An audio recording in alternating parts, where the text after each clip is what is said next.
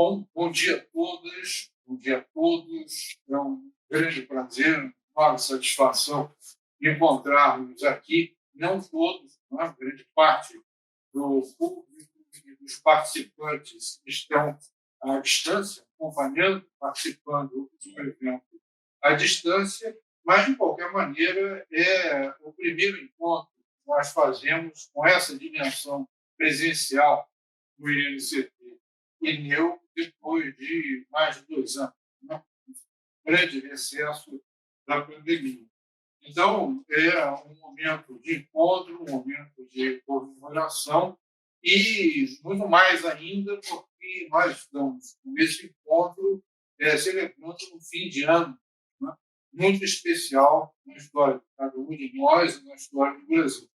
Então, enfim, temos muitos motivos para receber, né, essa, essa ocasião, de participar dessa ocasião com um sentimento de muita alegria.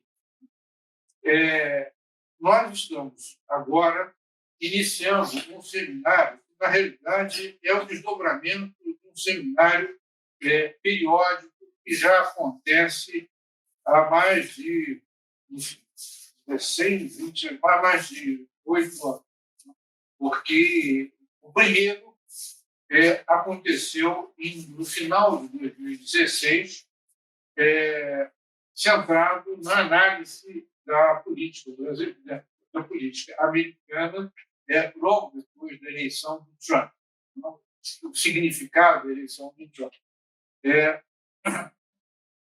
Iniciado, retomadas as atividades do INCT em NEU em 2017, nós, em 2018, fizemos um primeiro seminário que resultou num livro sobre a primeira metade do governo Trump e as eleições de meio período, né, de meio mandato.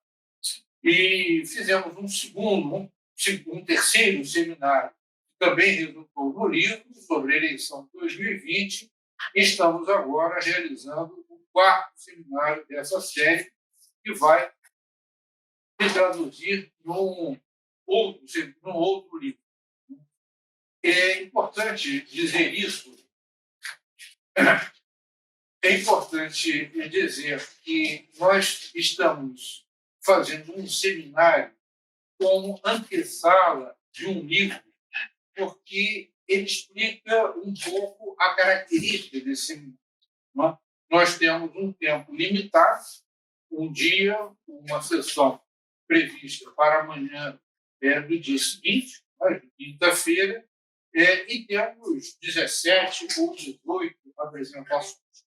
Então, nós começamos hoje um seminário, mas que tem essa característica singular, né? São muitas apresentações num espaço curto de tempo, então as exposições serão necessariamente breves e não reservamos um tempo de que em outras circunstâncias faríamos necessariamente para o debate.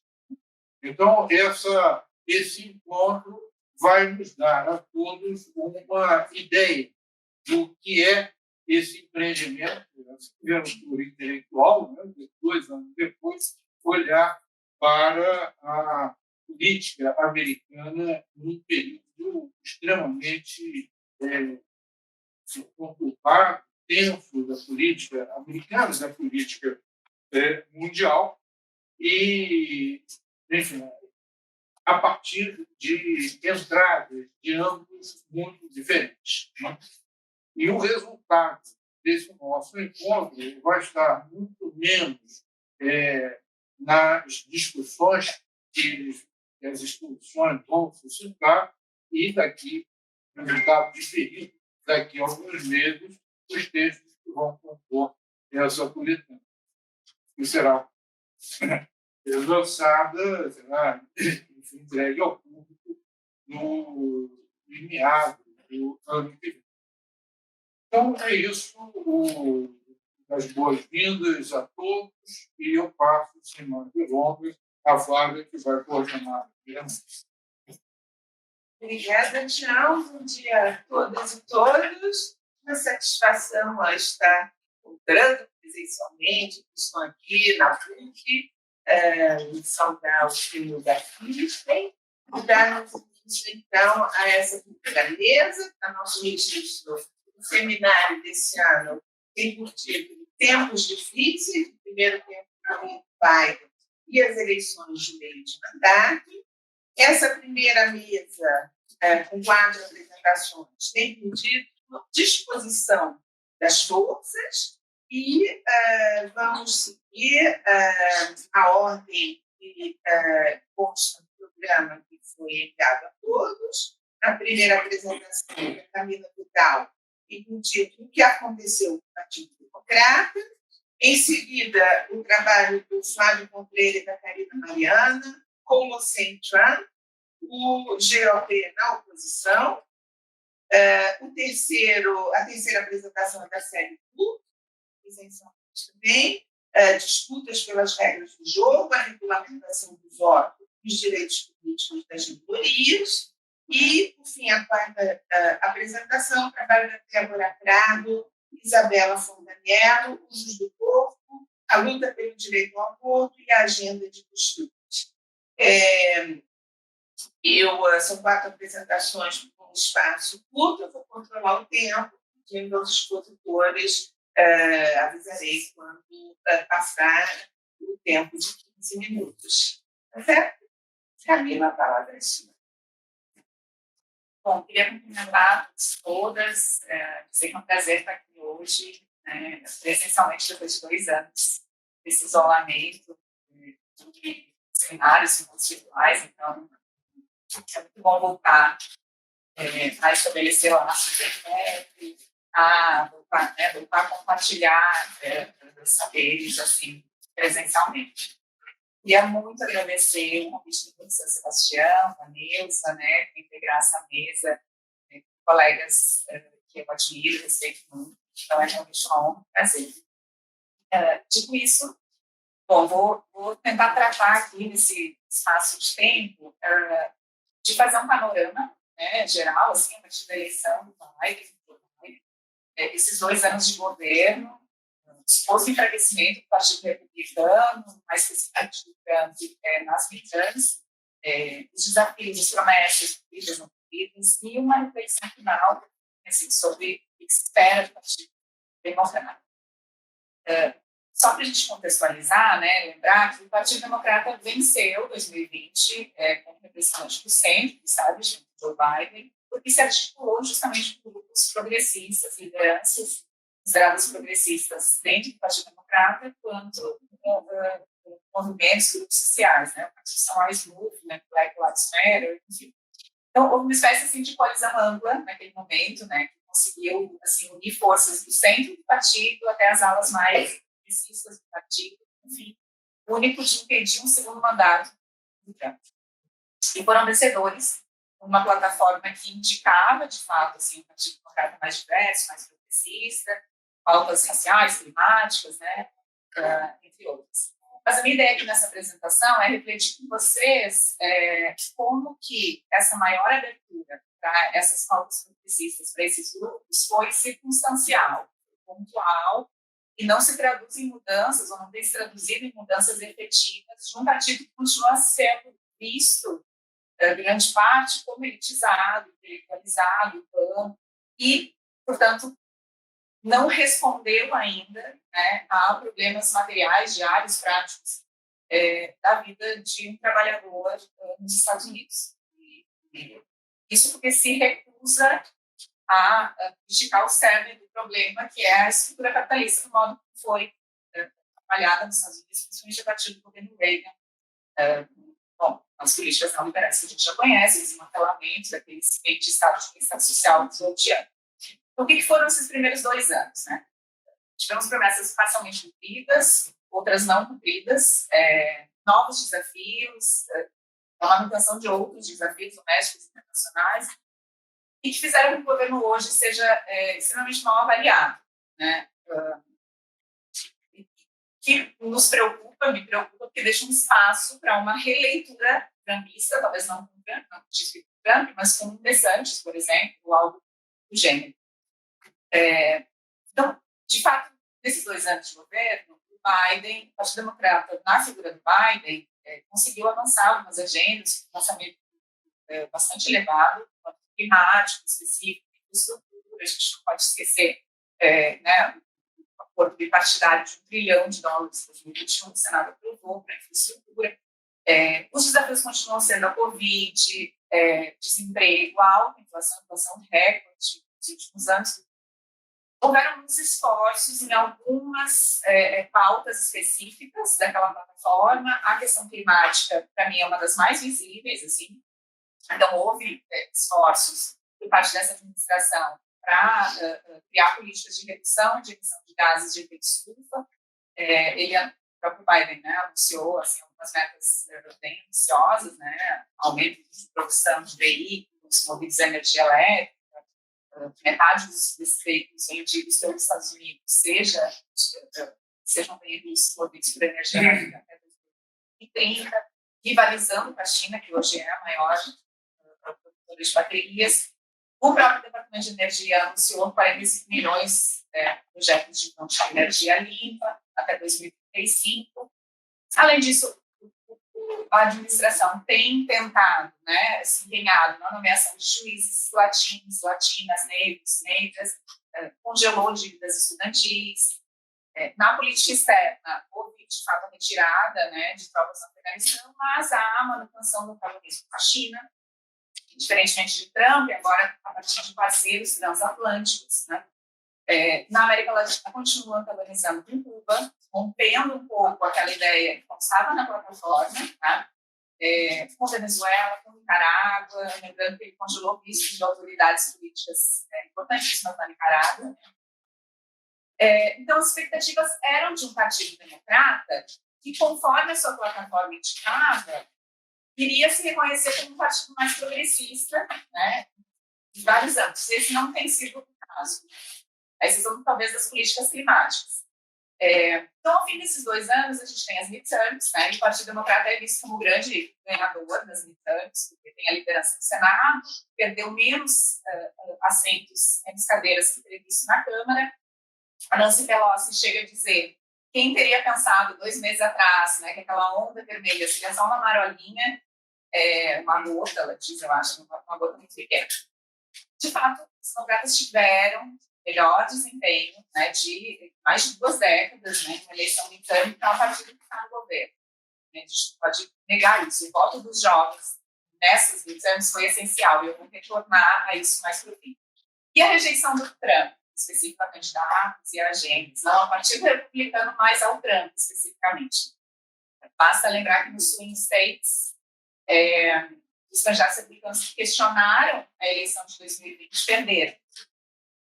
Mas a vitória do Partido Democrata, ela é menos um atestado de aprovação, né, da atual gestão Biden do partido, como nos mostram pesquisas, e mais uma recusa em endossar, de fato, um partido republicano com candidatos atrelados a Trump, ao trumpismo.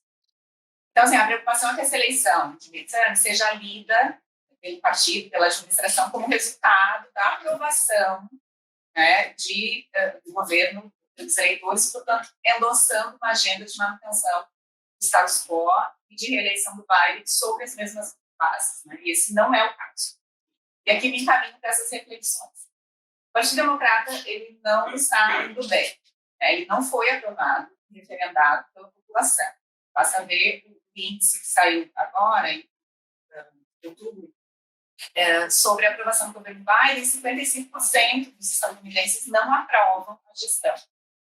De acordo com uma pesquisa conduzida pela CNN, que foi feita para as midterms, os dados também são muito interessantes. Os democratas, em 2022, perderam apoio entre as mulheres, se comparado com 2018, aquelas midterms de 2018.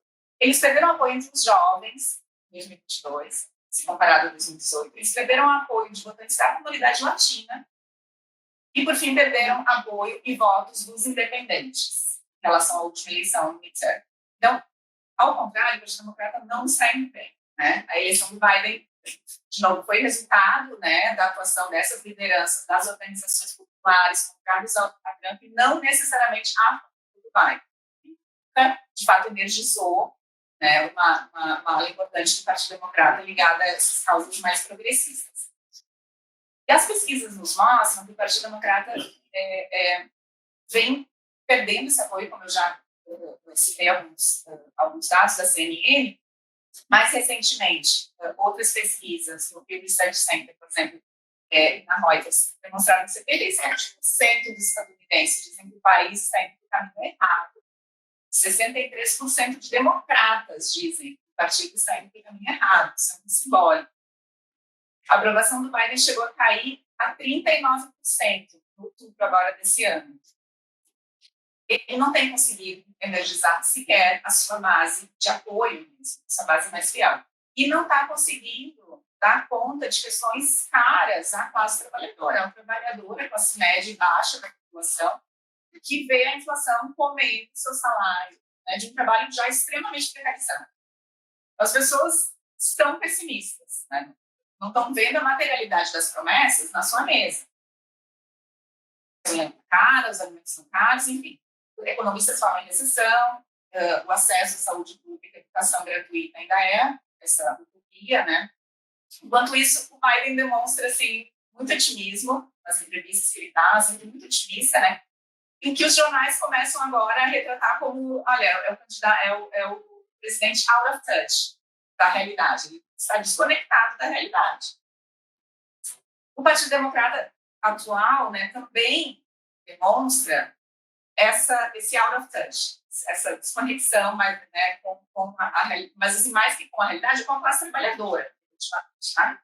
Que até recentemente era a classe que o partido representava, mais se aproximava do partido uso. E desde a gente tem assim, um partido republicano firmemente ancorado numa agenda neoliberal, né, de desmonte, de incipiente estado de bem-estar social, a partir de 1980, com Reagan. E o Partido Democrata, que deveria se contrapor a essas políticas e a esse partido, e optou, principalmente na década de 90, por se aproximar. É emblemático na presidência do Bill Clinton, né, na década de 90, quando essas lideranças do partido passaram eles próprios a se caracterizar como os New Democrats.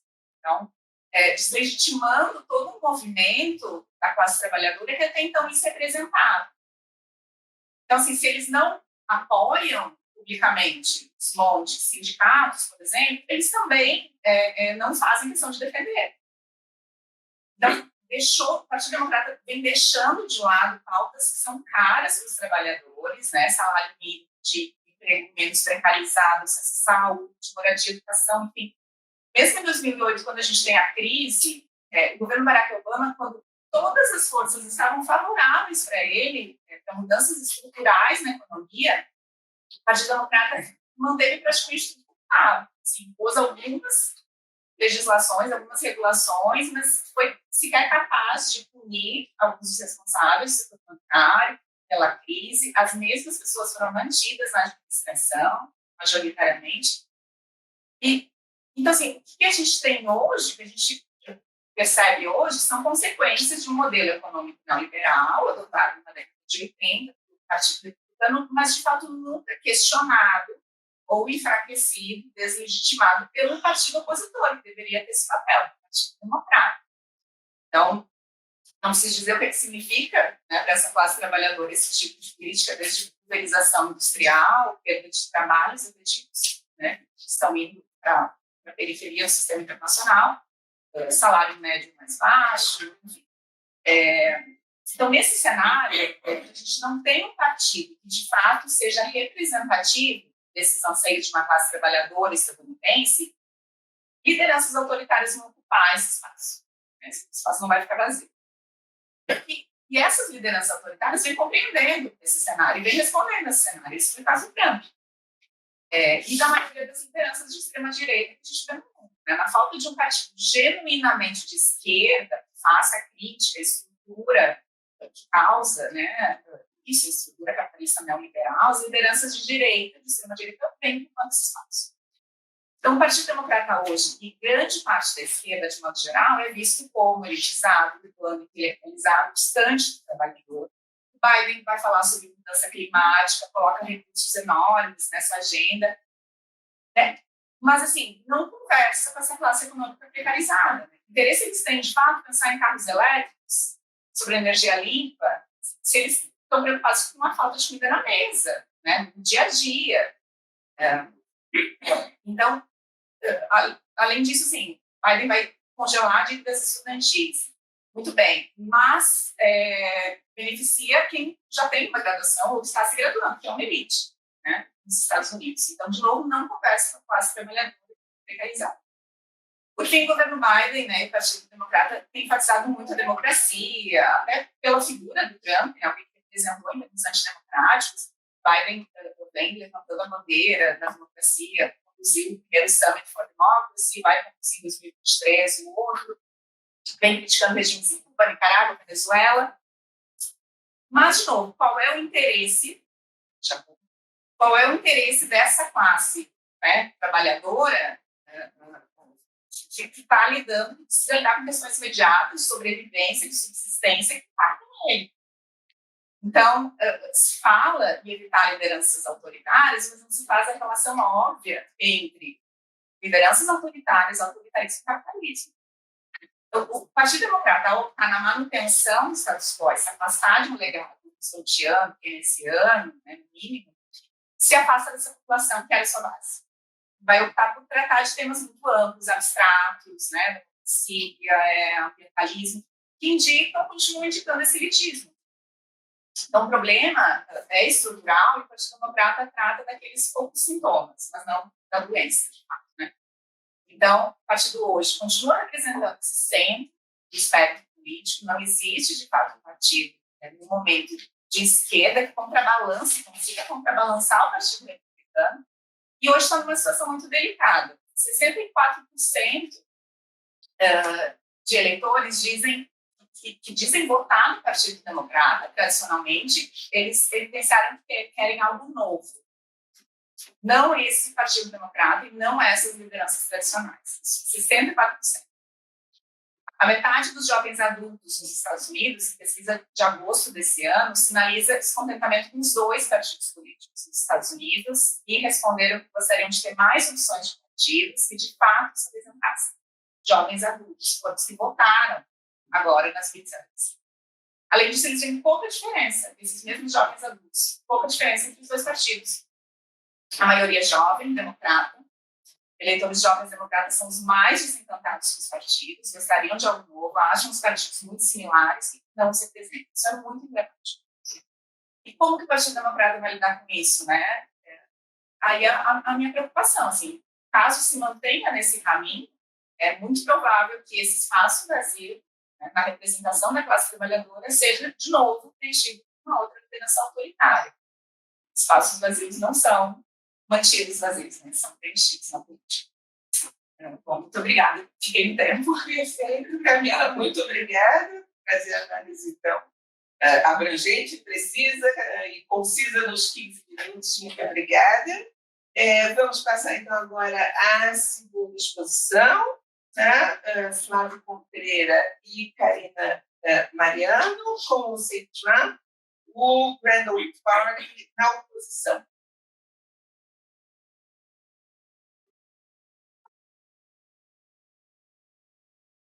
Karina? Olá, bom dia a todos. Eu vou apresentar com slide, só compartilhando a tela aqui.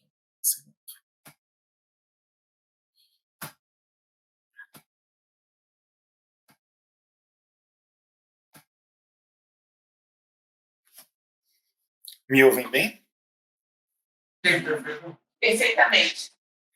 Bom, o trabalho que Karine e eu estamos desenvolvendo foca no desempenho do Partido Republicano nas midterms, mas com olhar também para o passado, para os primeiros 2 anos da oposição republicana no governo Biden, e também tentando sinalizar quais seriam as lideranças no futuro, vislumbrando a eleição presidencial do próximo ciclo.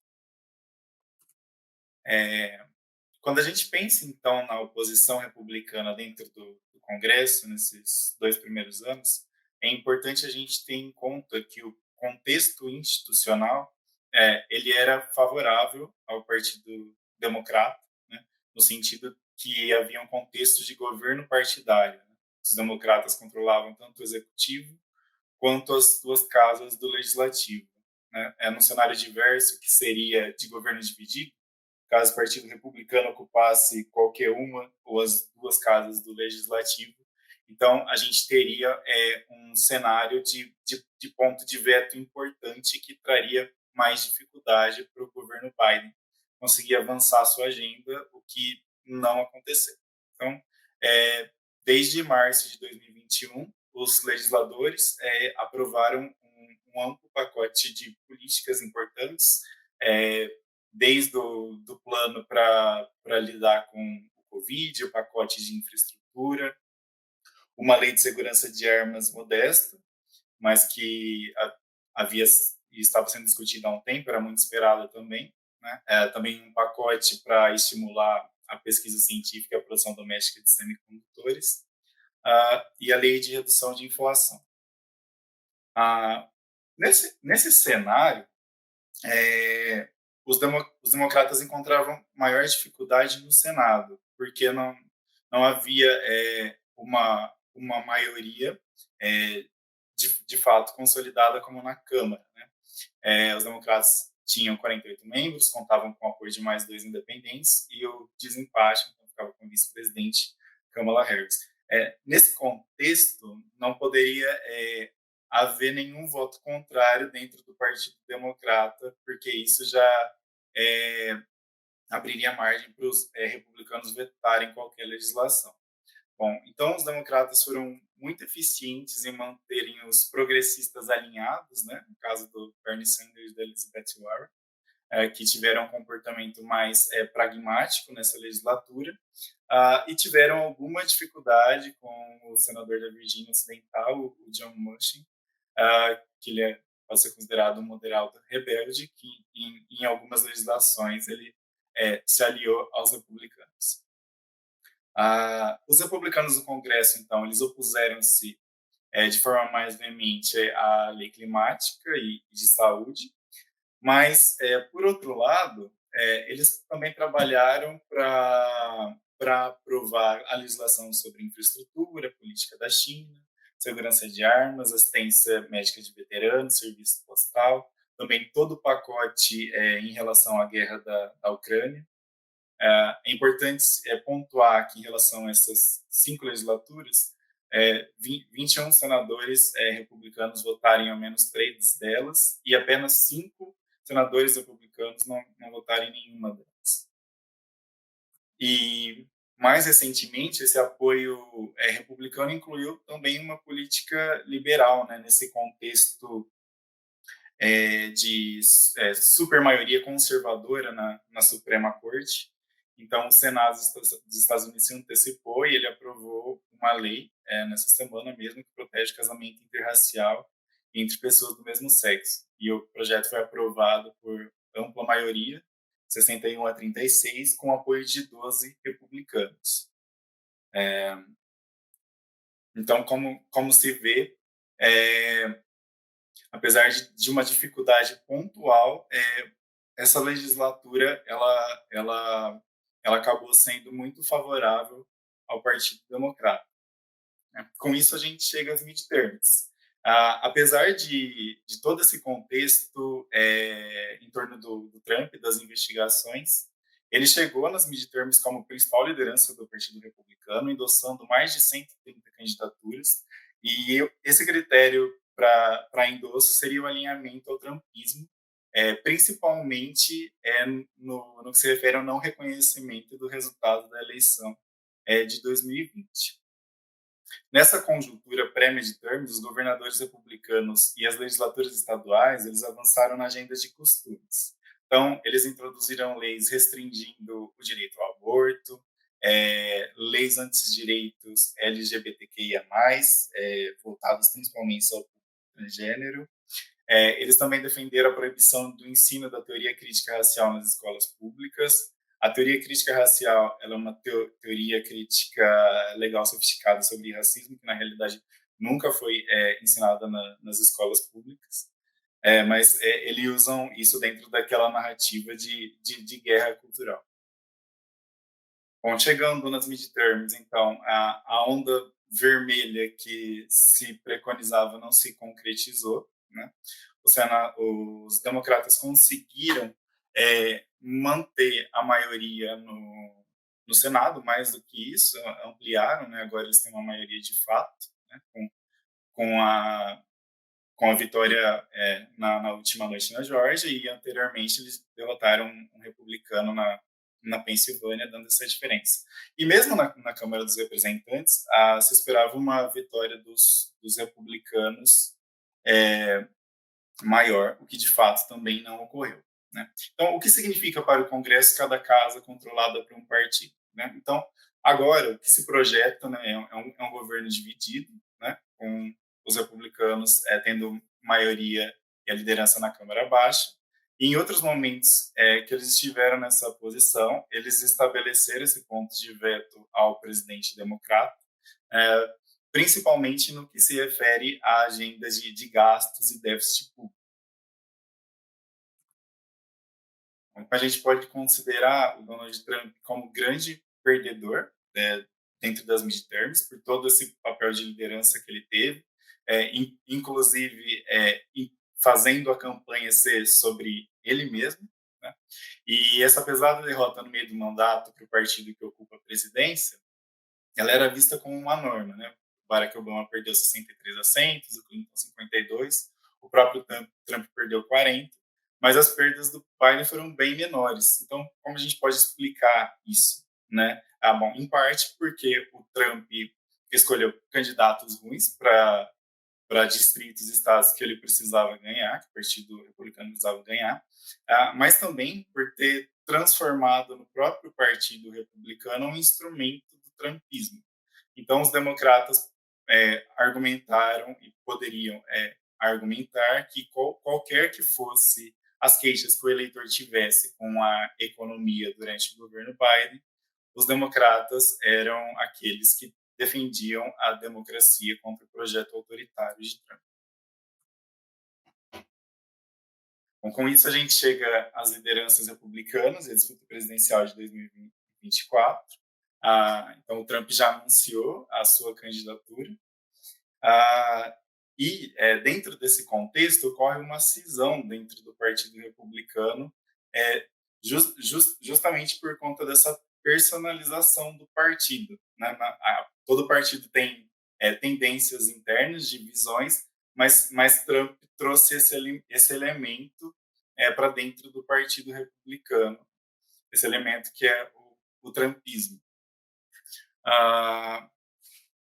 E agora, o Trump enfrenta um momento complicado do ponto de vista judicial, né?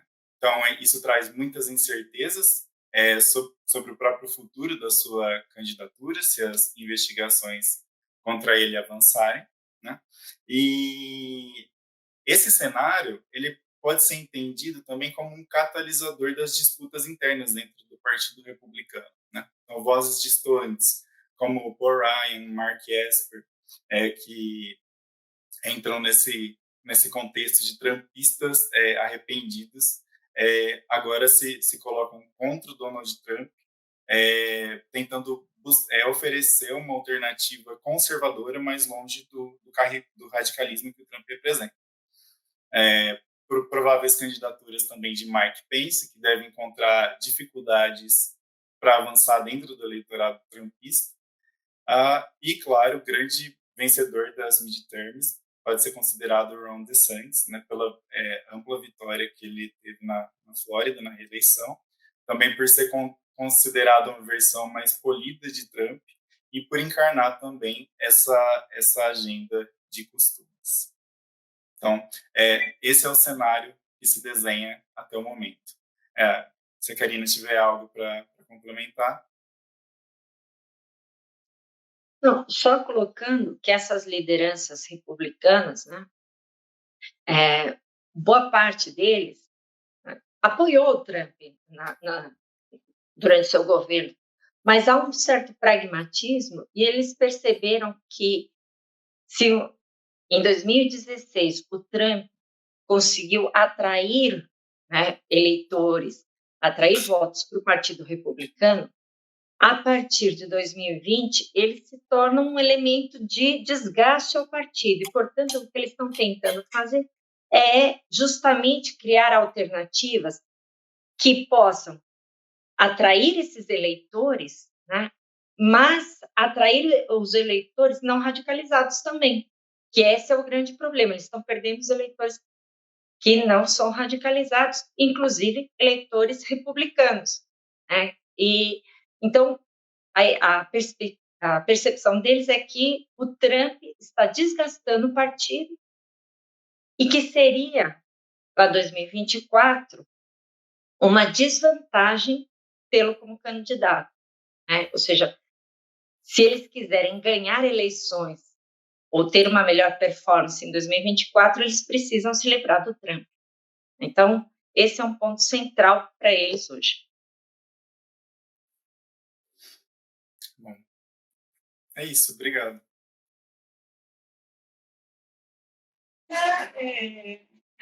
Passar imediatamente a palavra a Célia Cook, presencialmente. O título da apresentação é Disputas pelas regras do jogo, a regulamentação do voto e os direitos políticos das minorias. Célia, Obrigada.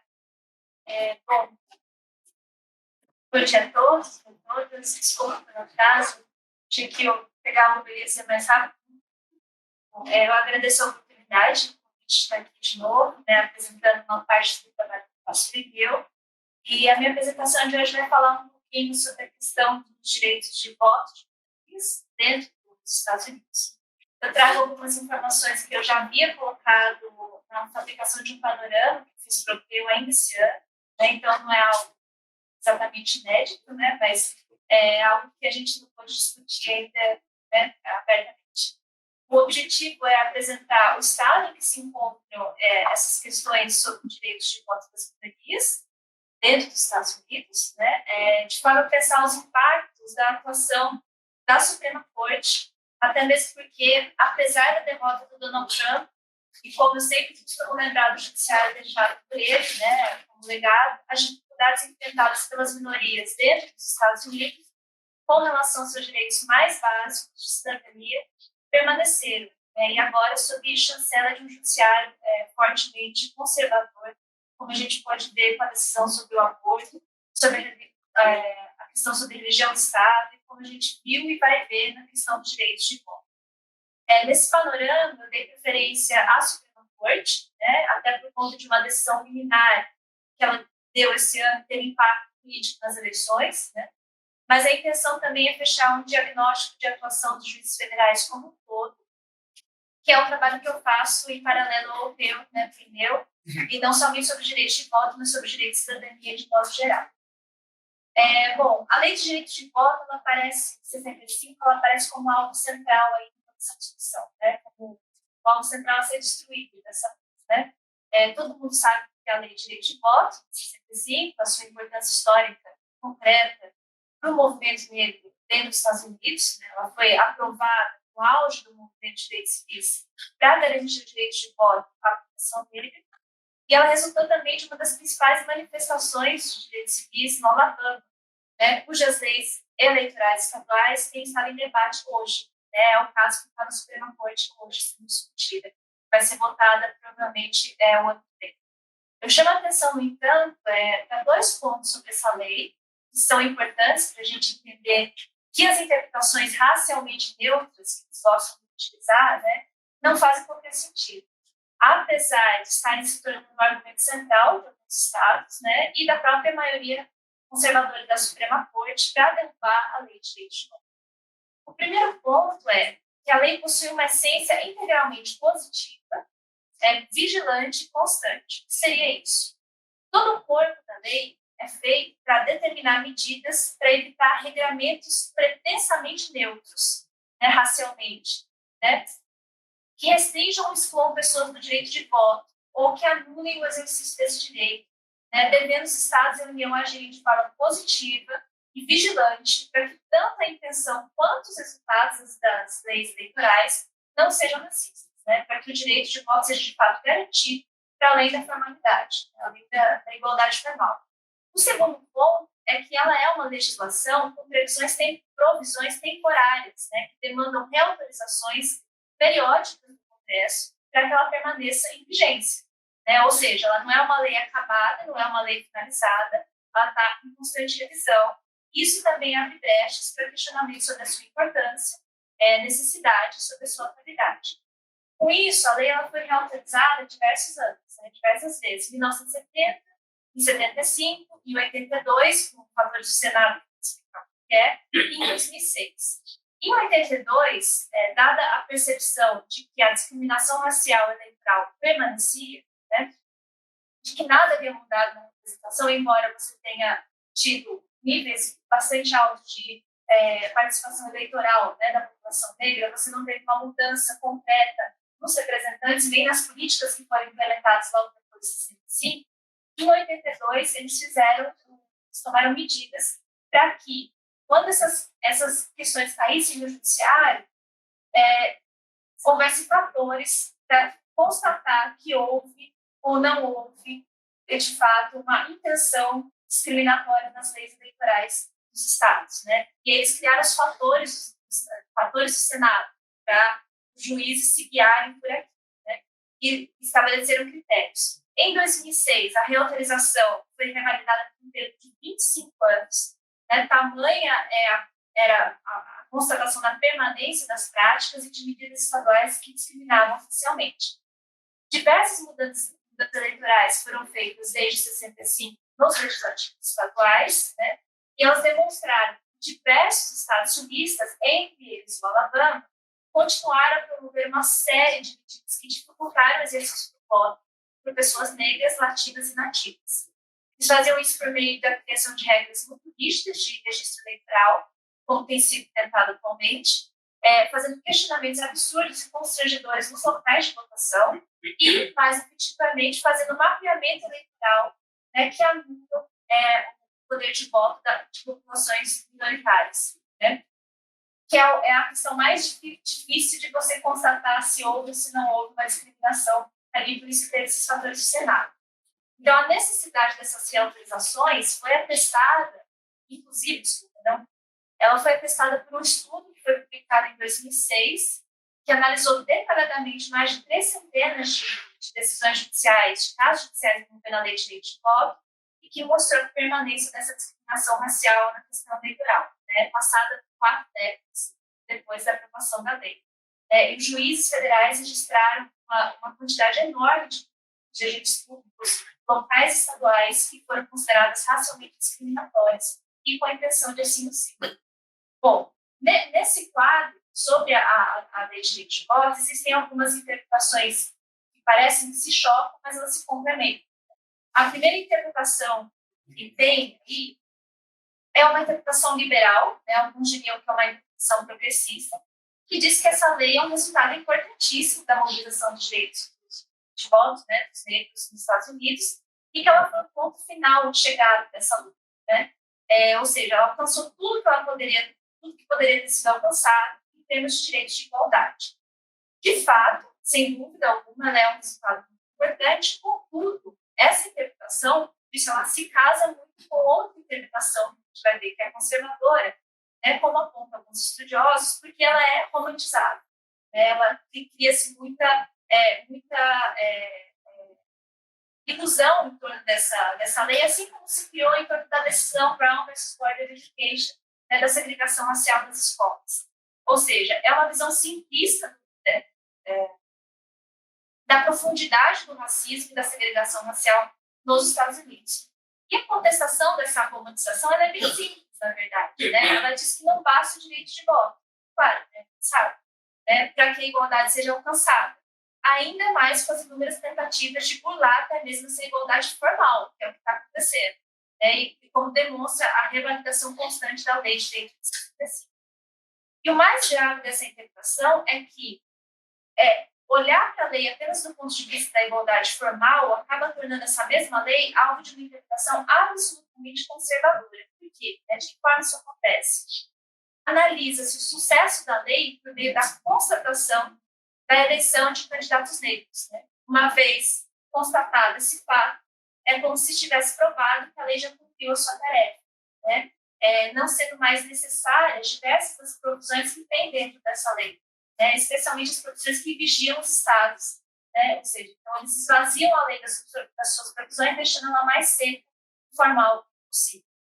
Constatado, então, o fim do racismo das leis eleitorais dos estados, a lei de direito de voto, agora esvaziada, é interpretada a partir da ideia do colorblindness, né? Ou seja, racialmente neutro, de critérios racialmente neutros. Isso significa que nenhuma política eleitoral estadual pode se pautar na questão racial, ainda que seja para evitar a própria discriminação racial. E com isso vai se camuflando uma série de medidas estaduais cujos resultados práticos são racialmente discriminatórios. Os trabalhos da Critical Race Theory então, fazem um balanço crítico dessas visões, sem jogar fora a importância da lei de direito de voto, na sua integridade, com todas as suas provisões. A tese mais importante que a gente tem aí nesse quadro é da Kimberly Crenshaw, né, que faz uma distinção entre os direitos, apontando a lei de direito de voto como um direito que ela chama de direito restritivo. O que seria isso? Seria aquele direito apenas formal, né, mas não só formal, mas que desconsidera a interseccionalidade no tratamento da questão do voto, ou seja, que desconsidera a questão da raça, da classe e do gênero, né, no tratamento da questão do voto. E ela diz que enquanto o direito e a política americana não se atentarem para um tratamento mais amplo dos direitos, as minorias estão fadadas a lutarem por direitos muito restritos, que estão a todo momento em risco de serem violados sob justificativas de critérios racialmente neutros. Né? E terceiro ponto que eu quero chamar a atenção são os redistrictamentos eleitorais e a atuação da Suprema Corte. Quando a gente olha para o problema dos redistrictamentos eleitorais e para a atuação da Suprema Corte, sobre a lei de direito de voto, a gente vê que a retórica do colorblindness tem se tornado dominante cada vez mais. Ela tem se espalhado cada vez mais. E um dos casos que foram parar na Suprema Corte esse ano, e cujo desfecho vai ser o ano que vem, é o caso do Alabama. Que caso é esse? No final de 2021, o Alabama votou a toque de caixa, menos de uma semana, o seu plano de redistrictamento eleitoral, ignorando pedidos antigos já da população do seu próprio estado para criar um segundo distrito de maioria negra dentro do estado. O que eles fizeram? Eles não só não criaram esse segundo distrito, como eles dispersaram a população negra em distritos de maioria branca. Né? Com isso, 4 ações judiciais foram intentadas, contra o Alabama, e a Corte Distrital decidiu a favor desses cidadãos, mandando o estado do Alabama refazer o seu plano, meses antes da eleição, bem antes da eleição, porque, de fato, eles tinham violado todas as provisões da lei de direito de voto e também o seu plano do Senado. Eles tinham burlado todos eles, passaram por cima de todos eles. Inconformado, o Alabama entrou na Suprema Corte, e alegando justamente o quê? 2 fatores. Primeiro, que não se muda regra eleitoral em ano de eleição, perto das eleições.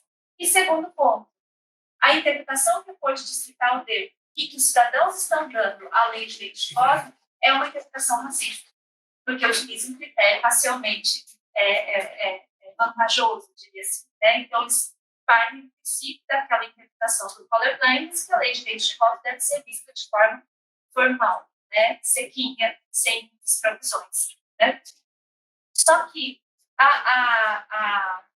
a Suprema Corte, na liminar, ela concedeu a liminar do estado do Alabama, dizendo que justamente não se muda a regra eleitoral em período de eleição, e falando que eles não estão avaliando o mérito da questão se a lei de direito de voto vai estar sendo violada ou não. Isso aí vai ser decidido para o ano que vem. Só que isso já afetou as eleições desse ano, óbvio, porque o segundo distrito de maioria negra não foi criado.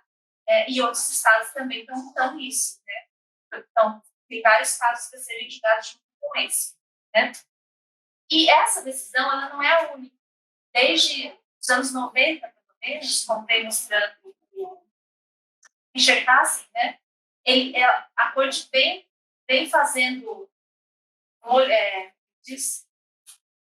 vista grossa a esses registramentos eleitorais racistas, né, alegando boa-fé dos legislativos estaduais, né, e que o racismo não existe mais nos Estados Unidos. Né, então, não precisaria dessas questões. E outra, eles dizem que esses estudos sobre restreitamento eleitoral são muito difíceis de entender.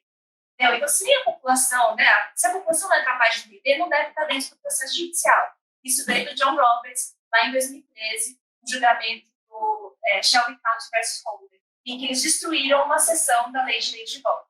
Agora, destruíram outra seção, que é a seção 2, né, que é justamente essa questão de verificar a diluição de votos, né, e informação de outros distritos dentro dos estados. Né?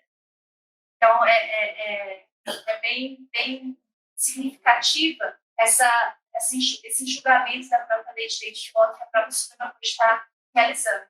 Provavelmente, né, na minha visão, ela vai votar a favor do Alabama, né, nessa decisão de 2023, e diversos outros estados que estão fazendo seus registramentos eleitorais da forma que eles têm que entender, né, justamente por conta dessas justificativas. Então, para terminar, é possível ver que, para além do impacto dessa liminar da Suprema Corte, a lei de direito de voto está sendo gradativamente esvaziada, né, assim como outras medidas liberais referentes a outros temas, como aborto e religião. Né? Quando você olha para a questão da religião do Estado, é um negócio bem escabroso. Assim, né? Você olha, se assusta, né? A questão da religião do Estado, a de oração nas escolas e tal, e tudo mais.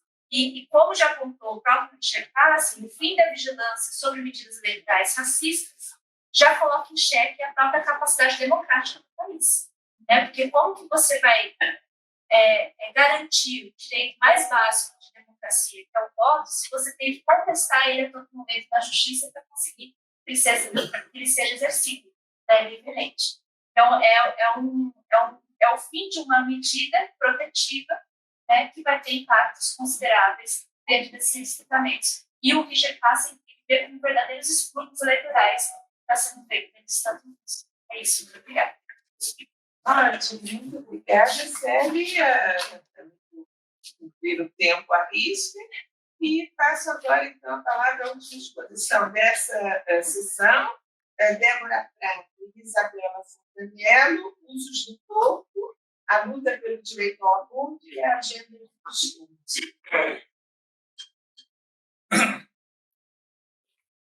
Oi, todo mundo me ouve? Sim, Isabela. Certinho, eu vou só apresentar aqui um slide.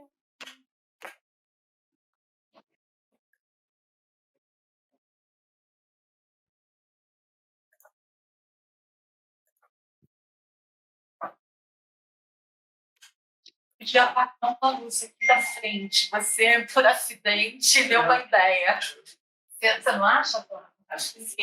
A gente consegue enxergar melhor. Isso assim.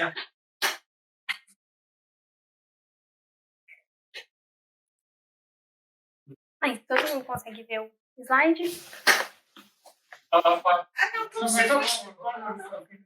Assim, Sim, a gente vê melhor. Obrigada. Obrigada.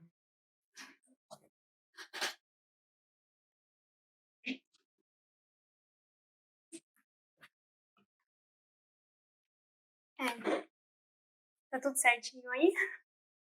Perfeito, Isabela. Pode iniciar. Certinho. Primeiro, gostaria de falar bom dia para a mesa, agradecer o convite. Eu vou apresentar uma pesquisa que eu e a professora Débora estamos realizando, que é sobre os direitos reprodutivos nos Estados Unidos.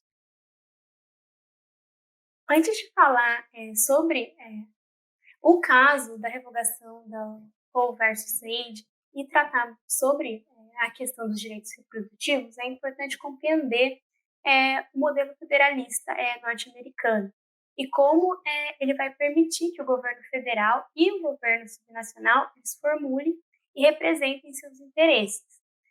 Com isso, com a revogação do caso Roe versus Wade, os estados eles passam a possuir uma autonomia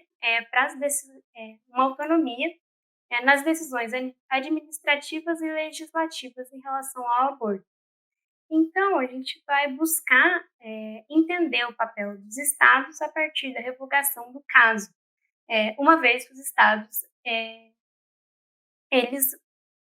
uma vez que substanciados apenas nas medidas federais, eles podem gerar alguns resultados limitados, uma vez que os estados eles vão possuir essa autonomia para lidar com o tema do aborto, principalmente agora com a revogação do caso.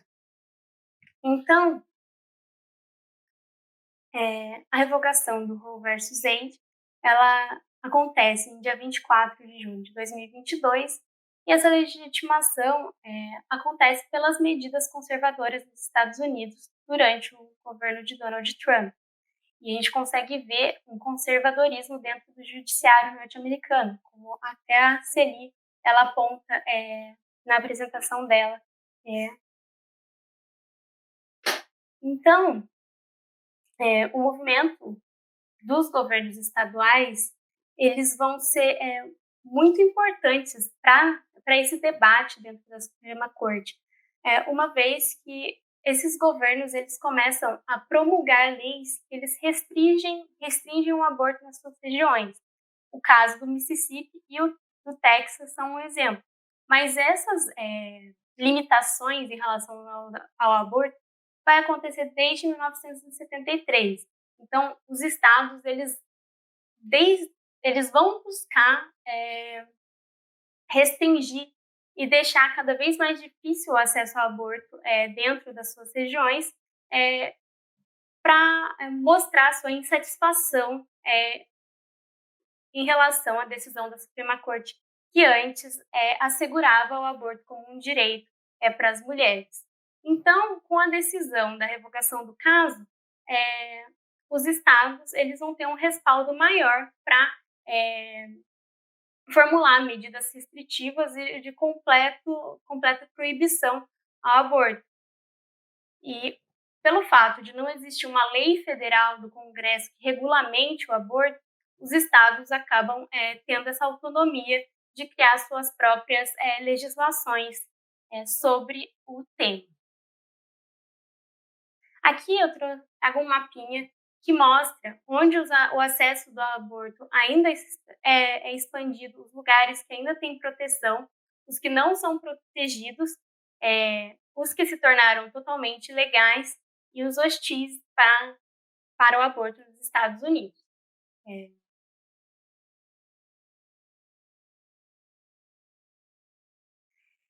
E o que a gente pode ver como um dos primeiros impactos da revogação do caso?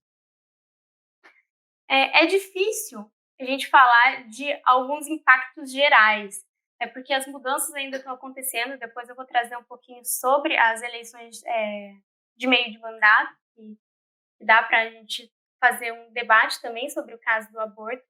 Mas um dos primeiros impactos que a gente pode ver é uma restrição maior do acesso ao aborto para mulheres de diferentes classes sociais e raciais. Então, as mulheres mais pobres e as mulheres negras, elas vão sofrer mais em relação à revogação do caso, uma vez que elas precisam viajar e ir para outros estados que vão permitir o aborto para ter acesso a esse direito. Algumas pesquisas elas vão nomear essas regiões como santuários para o aborto, uma vez que elas protegem e auxiliam essas mulheres para realizar abortos seguros. Então, com essa viagem, com esse gasto, as mulheres mais pobres e negras elas vão estar cada vez mais expostas a abortos inseguros. Então, essa sustentação vai afetar diretamente essas pessoas, essas mulheres. E, como eu disse, tem essa dificuldade de dimensionar os impactos uma vez que eles ainda estão acontecendo, uma vez que eles estão em curso. É importante ressaltar, e é caso até mesmo de entender e analisar como foram as últimas eleições de meio de mandato, que os estados que mais restringem o aborto são os estados que mais possuem medidas que também restringem os direitos e o acesso de mulheres, mães à saúde, e que são os que menos apoiam as mães, são os estados que restringem o aborto. No entanto, com as eleições de meio de ano, há promessas, principalmente dos republicanos, em melhorar o acesso das mães em relação à saúde e a necessidades básicas do bebê. Mas, novamente, promessas, a gente não tem nada certo em relação a isso, e o que vai acontecer de fato após as eleições, agora, depois das eleições, e o que vai ser colocado em pauta mesmo. Aqui eu coloco um pouquinho sobre as eleições de meio de mandato nos Estados Unidos, e é importante falar que como aconteceu e como está o direito do aborto como uma preocupação eleitoral. Se é uma preocupação eleitoral, se não é uma preocupação eleitoral, se houve um aumento, né, de votos que motivaram as mulheres a votar, e como foi isso? Infelizmente, ainda a gente não tem dados muito precisos que mostram que, sim, os direitos reprodutivos eles foram uma preocupação para os eleitores ou não, ele não teve nenhuma mudança. Mas a gente pode ver alguns pontos que fazem que a gente tenha um pensamento em relação a isso. Acho que a Camila ela falou que a inflação ela foi uma dos principais pontos de voto nessas eleições de meio de ano. Mas também, em algumas regiões que houveram pesquisas de boca de urna, algumas pessoas, sim, mencionavam a questão econômica, mas também mencionavam a questão do direito ao aborto, e também colocando isso em pauta. Mas, novamente, conforme o andar da carruagem, a gente vai ter acesso a esses dados mais precisos futuramente. Uma coisa que a gente pôde ver é que houve um aumento na diferença de gênero. Então, de novo a pergunta, a derrubada do caso Roe versus Wade motivou essas mulheres a votarem? Então, é uma pergunta que fica. Em alguns estados, o acesso ao aborto estavam nas urnas, né? Então, em Connecticut, Michigan, Califórnia, Vermont e Montana, a questão do aborto, elas estavam nas células de votação, e desses 5 estados, todos os eleitores apoiaram a proteção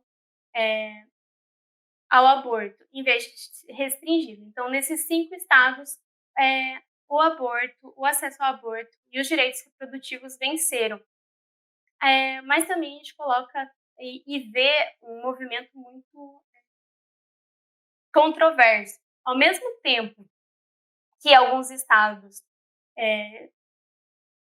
os eleitores, eles colocam o acesso ao aborto como uma pauta importante e votaram a favor da proteção do direito ao aborto, a gente também viu que não necessariamente essa pauta estava alinhada com os republicanos.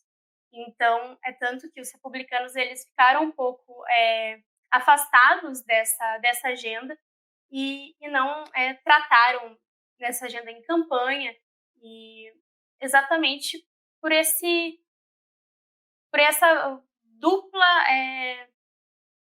esse duplo pensamento em relação aos direitos reprodutivos e em outras agendas. Então, pessoas que apoiaram os direitos reprodutivos também votaram em republicanos. Para o movimento pró-vida, os políticos, para o movimento pró-vida, eles veem que como políticos que venceram sendo restritivos a aborto, como Texas e a Flórida, é um ponto de partida que mostra, né, essa maior restrição e essa luta pró-vida nesses estados. Então, ainda a gente tem um debate muito recente no tema que vai gerar vários desdobramentos futuros e que, em breve, a gente vai ter dados mais precisos, principalmente em relação às eleições de meio de mandato, e a gente vai trazer isso também para o nosso trabalho. E não sei se eu falei muito rápido, eu não estou vendo ninguém na minha tela. Agora eu vejo. Tá.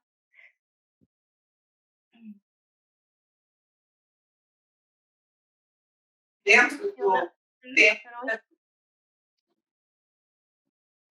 Você nos ouve, Isabela? Perfeito. Nós te ouvimos bem e agradeço por ter cumprido o tempo à risca.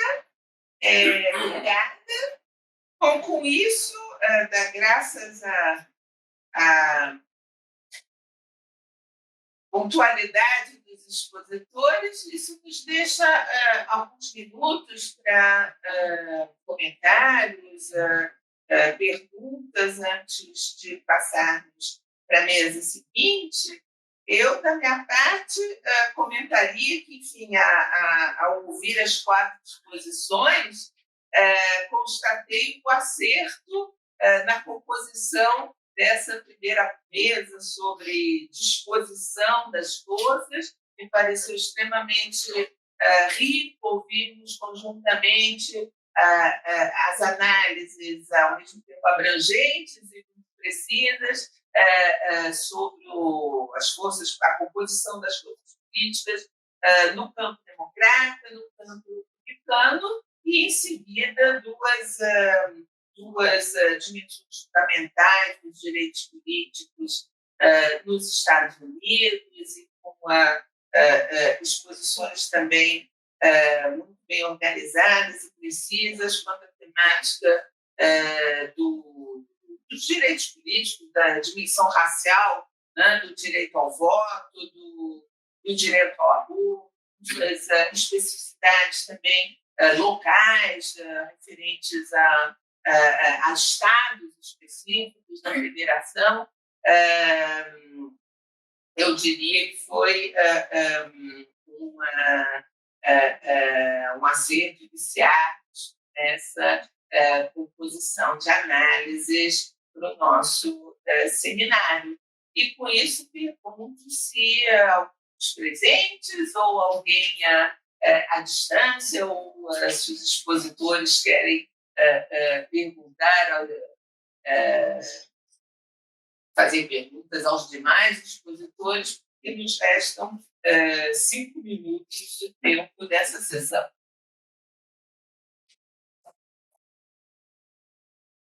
Então, eu vou perguntar se você, no levantamento que está fazendo, tem focalizado também as mudanças legislativas nos estados referentes não ao redistribuimento, mas à regulamentação do voto à distância, voto antes, enfim voto filósofo, não sei como dizer. Enfim, esse foi um tema muito comentado e disputado em 2020, da pandemia, e a notícia que eu tenho vendo a imprensa é que vários estados estão agindo no sentido de restringir essas formas alternativas de voto. Eu não estou fazendo um mapeamento disso, mas as decisões que eu pego da Justiça Federal, né, que são do juiz Trump, acabam falando justamente dessas decisões durante a pandemia, né? Por conta desses votos à distância, né? E outros tipos de mudanças que alguns estados tentaram fazer para garantir o direito de voto, né? E os balanços que eu tenho até agora, mas não são balanços meus, são balanços de outras pessoas, né? Inclusive de jornalistas, mostram que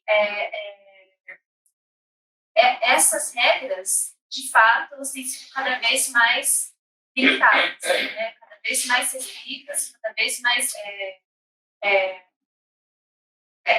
limitada para o direito de voto mesmo. Então, é isso que eu tenho notado. Mas as medidas em si, eu não estou mapeando. É as decisões sobre elas que acabam caindo dentro do banco. Isso, exatamente.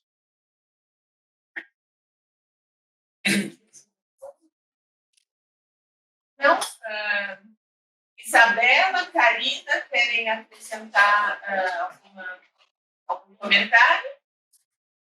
Bom, então eu vou agradecer muito os expositores, cumprimos pontualmente o horário, e vamos então agora passar o intervalo de 15 minutos para retornarmos às 10h45 com a segunda mesa dessa manhã. Obrigada.